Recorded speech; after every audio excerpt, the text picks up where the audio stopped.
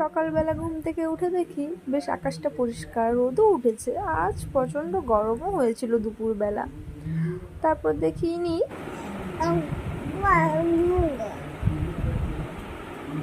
একা একা কথা বলে যাচ্ছে আর খেলিও করে যাচ্ছে, আর জানলা দিয়ে বারবার শুধু বাইরে তাকাচ্ছে। এই জানলাটা দিয়ে বাইরেটা বেশ ভালো দেখা যায়। তারপর আমার একটা পার্সেল এলো, এই সানস্ক্রিনটা নিয়েছিলাম। এটা আমার আগের সানস্ক্রিনটা, এটা 50+ নিয়েছি, আমি 30+টা মাখতাম।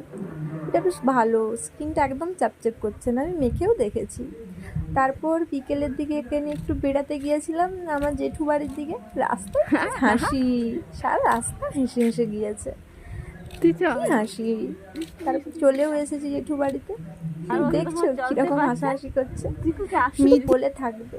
আর জেঠু বাড়িতে খুব বাতাস দিচ্ছিল। ওই দেখো আমার ছোট দাদার ছেলে, একেবারে দুষ্টু, ওই মন্দিরের নিচে লুকিয়ে আছে। এত দুষ্টু, সবসময় দুষ্টু করে। আর হাসিটা দেখেছো আমার দুষ্টু, এর নাম দুষ্টু। তারপর দেখি সবাই, এখন তো ধান কাটার সময়, সবার ধান পেকে গেছে। দেখলাম যারা ক্ষেত বাড়িতে কাজ করে তারা যাচ্ছে বাড়ি।